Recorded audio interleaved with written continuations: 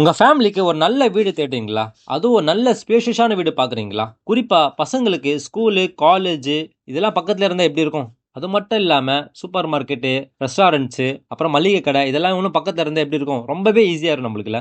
இன்னைக்கு நம்ம 3 பிஹெச்கே ஒரு சூப்பரான ஒரு ஃபிளாட் தான் பார்க்க போறோம். இந்த ஃபிளாட்ட பத்தி எல்லா டீட்டெயில்ஸும் உங்களுக்கு இந்த வீடியோல சொல்றேன் உங்களுக்கு. ஹாய் மக்களே! வெல்கம் டூ பில்லியன் நக்கர். நான் உங்க அசார்.